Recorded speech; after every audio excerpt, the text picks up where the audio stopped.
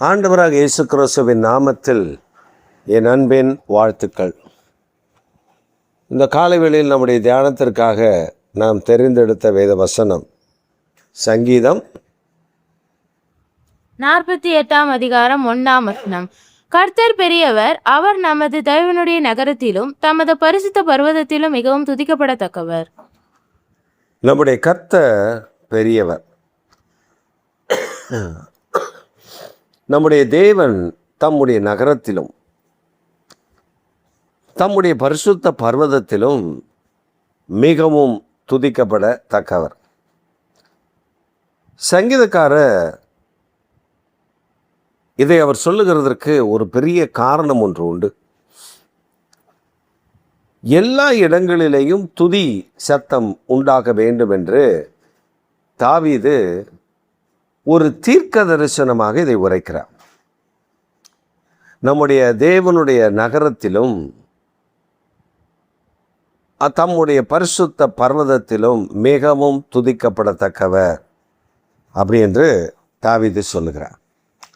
இப்போ தாவீது சொல்லுகிறதற்கான அர்த்தம் என்னன்னா, கர்த்தரை எவ்விடத்திலும் துதிக்கும்படி, அது நகரமானாலும் சரி, அது பரிசுத்த பர்வதமானாலும் சரி, அது தேவனுடைய ஆலயமானாலும் சரி, அது எங்கனாலும் ஆண்டவரை துதிக்கிற ஒரு கிருபை நமக்கு வேண்டும் என்பதைத்தான் இந்த வேத பகுதி நமக்கு சுட்டி காட்டுகிறது.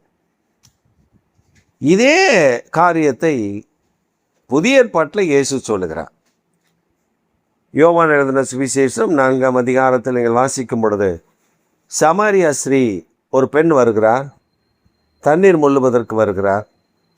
அவனிடத்தில் இயேசு பேசும் பொழுது, பிதாவை இங்கே தொழுது கொள்கிறார்கள், அங்கே தொழுது கொள்கிறார்கள் என்று சொல்லுகிறார்.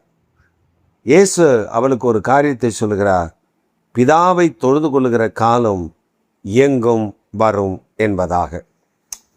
நம்முடைய தேவனாகிய கர்த்தரை துதிக்கிற தொழுது கொள்ளுகிற காலம் இங்கேதான் அங்கேதான் என்று அல்ல, எவ்விடத்திலேயும் நாம் ஆண்டவரை தொழுது கொள்ள முடியும், துதிக்க முடியும், ஆராதிக்க முடியும்.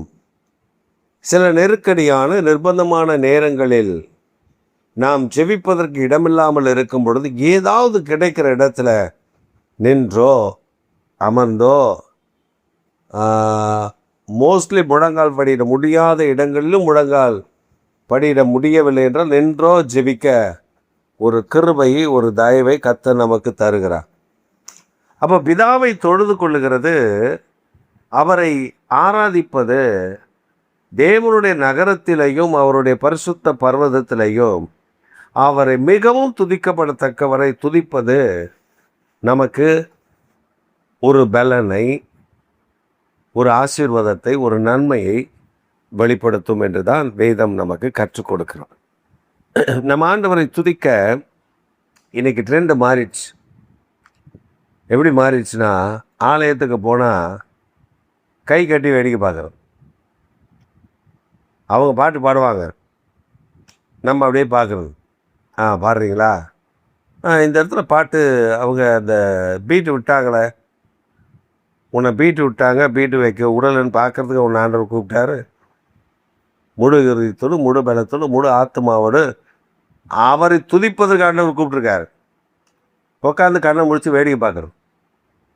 ஃபேன் ஓடுதா, ஏசி ஓடுதா, அந்த பக்கத்தில் உட்காந்துருக்கிற அம்மா பாட்டு பாடுதா, என்ன இந்த பொம்பளை சத்தமாக பாட்டு பாடுறது, அதை முறைக்கிறது, ஏன் நான் நிற்கிற தெரில, சத்தமாக பாடுவேன் அப்படின்னு. அது ஆலயம். ஆலயத்தில் அவனுடைய தெம்புக்கு தகுந்தபடி, திராணிக்கு தகுந்தபடி பாடுவார்கள். இதை தான் கர்த்தர் விரும்புகிறாரு. ஆனால் நம்ம ஆட்கள் என்ன நினைக்குது, டீசெண்டாக எது தெரியுமா பாடாது, பிணங்கள் பாடாது. பிணங்கள் டீசெண்டாக இருக்கிற பிணங்கள் பாடவே பாடாது. எப்படி பாடும்? நம்ம ஜீவனோடு வச்சுருக்காரு, பலத்தோடு வச்சுருக்காரு, ஆரோக்கியத்தோடு வச்சுருக்காரு. அவரை துதிப்பதற்காக ஆண்டவர் நம்ம வச்சுருக்காரு. இந்த கிருபை, இந்த எண்ணம் நமக்கு வேண்டும். ஒரு பிரச்சனை வந்துச்சுன்னா உடனே கண்ணை மூடி ஆண்டவரே ஆண்டவரே ஆண்டவரேன்னு ஒப்பேர் வச்சு ஜெபம் பண்ண தெரியுது. ஆனால் கர்த்தரை ஆராதிக்க தெரியவில்லை. யாராவது ஒரு அம்மா சத்தமாக பாடிச்சுன்னா திரும்பி முறைக்கிறது. என்ன எங்கேருந்து கற்றுன்னு வந்த? சைலண்ட், கொஞ்சம் கொஞ்சம் கம்மியாக. ஏன் அது ஆலயம்? ஆலயத்தில் பாட தான் கர்த்தர் அடைச்சிருக்காரு, கமெண்ட் கேட்கல. சிலர் இருக்குது இன்றைக்கி அந்த தம்பி ஆராதனை இருந்தால் அந்த பாஸ்ட்டு இன்னைக்கு சரியாக பாடலை, ராகம் வரல. என்கிட்ட கொடுத்து தான் நான் சூப்பராக பாடியிருப்பேன், அவர் என்ன இப்படி கொளுத்துத்தனமாக வேலை பார்த்துட்டாரு அப்படின்னு அவருக்கு மார்க் போடுறது.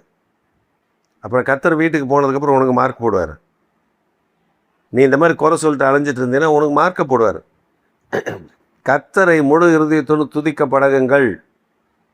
தாவீது சொல்கிற நகரத்திலும் அவருடைய பரிசுத்த பர்வதத்திலும் மிகவும் துதிக்கப்படத்தக்கவர். He is not a simple God. அவர் ஒரு சாதாரண தேவன் அல்ல, அவர் மிகவும் துதிக்கப்படத்தக்க பாத்திரம் உள்ள தேவன். துதிகளுக்கு பாத்திரம் அவர் தான். அவரை தான் நம்ம துதிக்கணும், வேறு எதையும் நம்ம துதிக்கிறோம்,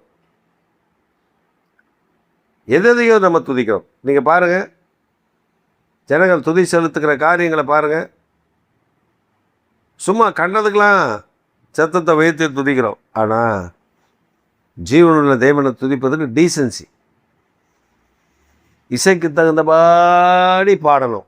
ரைட்டு, இசைக்கு தகுந்தபடி நாம் நம்மளோட குரலை இடப்படும். பரலோகத்தில் அப்படி இல்லை. அல்லேலுயா என்னும் தொனி சத்தமாய் கேட்கிறது.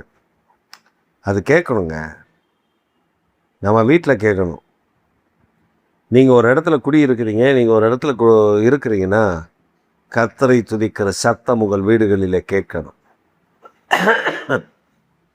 ஜெபிக்கிற சத்தம் கேட்கணும். ஐயோ மற்றவங்க என்ன சொல்லுவாங்க, அவன் பூஜை பண்ணுறான், படைக்கிறான், ஏதோ பண்ணுறான், அது நமக்கு தெரியாமல் இல்லைல்ல, சத்தம் கேட்குது இல்லை. இப்போ நாம் தொழுது கொள்ளும் போது அந்த சத்தம் ஒன்றும் இல்லையே, பின் ட்ராப் சைலண்ட் இல்லை. கர்த்தரை துதிக்கிற சத்தம் வானத்துக்கு வானப்பரியந்தம் எட்ட எட்ட எட்ட எட்ட தேவ மகிமை இறங்கி வரும். ஒரு ரகசியத்தை நான் உங்களுக்கு சொல்கிறேன். நீங்கள் கர்த்தரை உயர்த்தும் போது உங்கள் நடுவில் அவர் பலத்த பெரிய கிரிகளை செய்கிற தேவனாய் வெளிப்படுவார். இது தாவீது அனுபவித்திருந்தார். தாவீதுக்கு தெரியும், தாவீது மேலே ஒரு அபிஷேகம் இருந்துச்சு. கர்த்தரை துதிக்க துதிக்க என்ன நடக்கணும் அவருக்கு தெரியும். அதனால் அவர் கர்த்தரை துதிச்சார். என்ன சூழ்நிலை, ராஜாவானாலும் துதிப்பார், அடிமையாக இருந்தாலும் துதிப்பார், வனாந்தர வாழ்க்கையிலையும் துதிப்பார். ஆனால் கர்த்தரை துதிக்காமல் மட்டும் அவர் இருந்ததில்லை. அவர் கர்த்தரை துதிக்கிறத ஆண்டவரே மகிழ்ச்சியோடு பார்த்தார். என் பையன், என் மகன் என்னை துதிக்கிறான், எனக்கு அது சந்தோஷம். இந்த காலை வேளையில் நீங்கள் துதிப்பது அவருக்கு சந்தோஷமாக இருக்கும். துதியுங்கள், அற்புதங்களை காண்பீர்கள். ஆமேன், ஆமேன்.